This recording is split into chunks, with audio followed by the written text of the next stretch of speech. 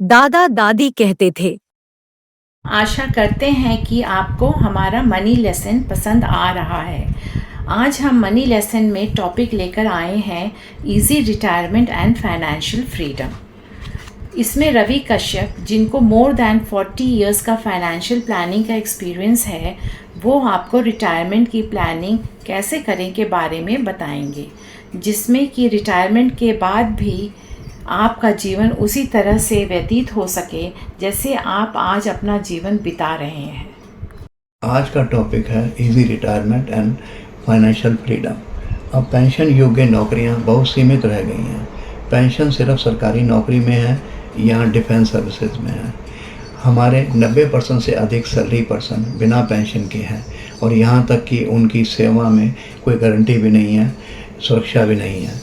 अधिकांश salary person को अपनी रिटायरमेंट के लिए योजना बनानी पड़ती है, क्योंकि उन्हें मालूम है 60 साल की उम्र में उनकी रिटायरमेंट है और उसके बाद उनकी लाइफ अभी 20 से 25 साल तक और है, जिसे उनको बिना फाइनेंशियल मदद के कैसे काटनी होगी, ये उन्हें प्लानिंग करनी पड़ती है। आपकी आसान रिटायरमेंट की योजना के लिए कुछ बातें जो मैं आपके साथ साझा करना चाहता हूँ वो इस प्रकार हैं।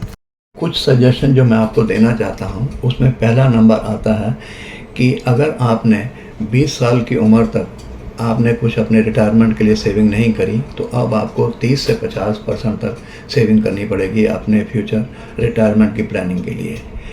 और सेकंड नंबर, आप अपने मैक्सिमम खर्चा जो भी एक्सपेंसेस करते हैं अपनी बच्चों की एजुकेशन के ऊपर करिए। थर्ड नंबर है, आप अपने पेंशन प्लान की सेविंग के लिए या तो कोई प्रोविडेंट फंड या पेंशन प्लान में इन्वेस्टमेंट करना शुरू कर दीजिए। चौथा नंबर आता है, अगर आपने अभी तक आपने अपना घर नहीं बनाया है, तो आप अब 40 साल के बाद आप कोई लॉन्ग टर्म लोन अपने घर के लिए मत लीजिए। पांचवा नंबर है, जितने भी अगर आपके ऊपर कोई कर्जा है, डेप्ट है, उनको जितनी जल्दी हो सके उनको पेमेंट करके उनको ख़त्म करिए। 6 पॉइंट आता है कि अगर आपने अभी तक कोई हेल्थ इंश्योरेंस नहीं लिया, तो कम से कम आपको 5 लाख तक का हेल्थ इंश्योरेंस लेना चाहिए, जिससे कि आपके अगर फ्यूचर में कुछ भी हेल्थ की प्रॉब्लम हो तो उसका खर्चा, आपका एक्सपेंसेस बच सके। इसमें 7वां पॉइंट है, आपको हर हालत में टर्म इंश्योरेंस लेना ज़रूरी है। टर्म इंश्योरेंस का फ़ायदा ये है कि मान लो अनहोनी घटना कुछ हो जाती है तो फाइनेंशियल हेल्प आपके फैमिली को उसकी मिल जाती है। और 8वां पॉइंट है इसमें एमरजेंसी फ़ंड। आपको एक एमरजेंसी फ़ंड क्रिएट करना बहुत ज़रूरी है। एमरजेंसी फ़ंड का मतलब यह है कि कभी ज़रूरत पड़े, तो घर में एकदम अचानक आपको पैसे की ज़रूरत पड़े तो आप उसके लिए यूज़ कर सकते हैं। इसके लिए सबसे अच्छा तरीका है, कम से कम 10 ग्राम गोल्ड ख़रीद के आपको अपने पास रखना चाहिए, क्योंकि गोल्ड एकदम बिक सकता है मार्केट में।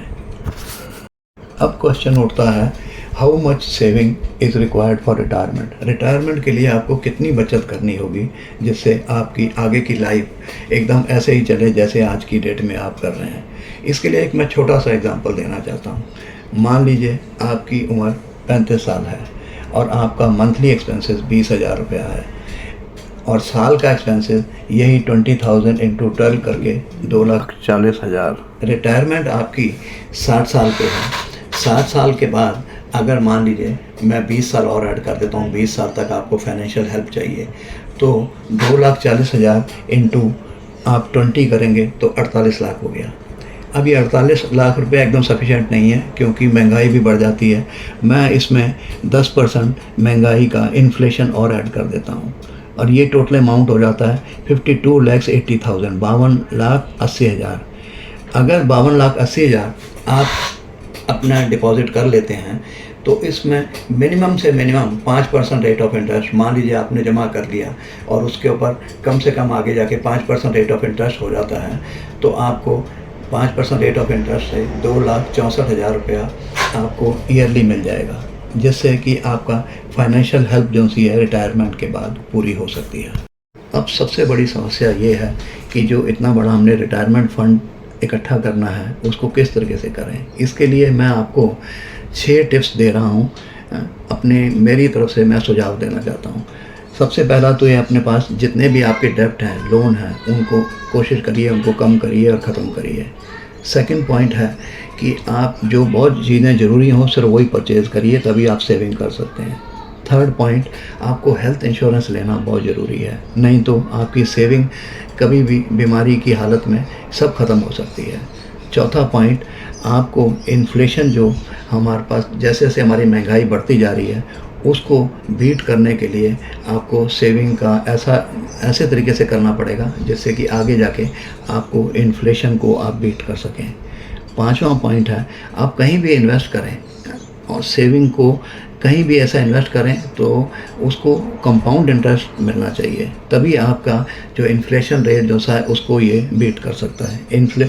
कंपाउंड इंटरेस्ट से मेरा मतलब ये है कि जैसे पीपीएफ होता है, प्रोविडेंट फंड होता है, इसमें रेट ऑफ इंटरेस्ट मान लीजिए 7.1% है या 8% है, उसमें आपको रेट ऑफ इंटरेस्ट कंपाउंडिंग से बढ़ता जाता है और आपका 15 साल में या उसके बाद जो सा था आपका काफ़ी अच्छा अमाउंट बन जाता है।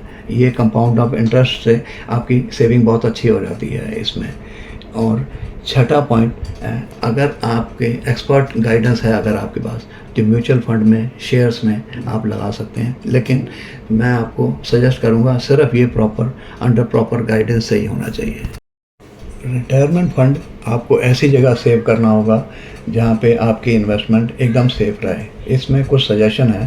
पहले नंबर पे है प्रोविडेंट फंड, पीपीएफ। आप किसी भी बैंक में अपना अकाउंट खोल सकते हैं। इसमें कंपाउंड रेट ऑफ इंटरेस्ट से 7 से 8% कंपाउंड रेट ऑफ इंटरेस्ट मिल जाता है। कंपाउंड रेट ऑफ इंटरेस्ट का मतलब ये है कि इंटरेस्ट के ऊपर भी इंटरेस्ट लगता है और अच्छा आपका फंड्स बाद में इकट्ठा हो जाता है। सेकंड नंबर पे है नेशनल सेविंग सर्टिफिकेट और किसान विकास पत्र। ये आपकी सेफ इन्वेस्टमेंट है पोस्ट ऑफिस के अंदर। और थर्ड नंबर पे है नेशनल पेंशन स्कीम। ये इसमें भी आपको compound rate of interest 9 to 10% तक मिल जाता है। ये गवर्नमेंट की बहुत अच्छी स्कीम है। फोर्थ नंबर पे pension plan of LIC. LIC ने भी बड़ी अच्छी अच्छी पेंशन प्लान निकाल रखी हैं।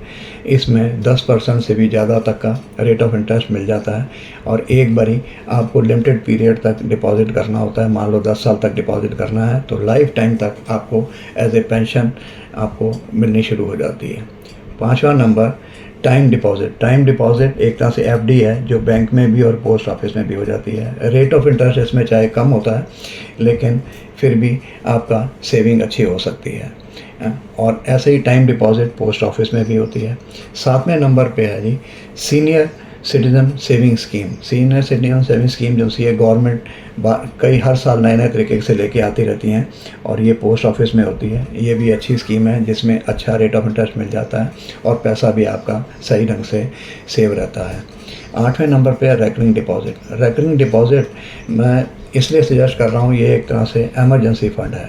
एमरजेंसी फ़ंड में आपको रेट ऑफ इंटरेस्ट तो चाहे 6% मिलेगा।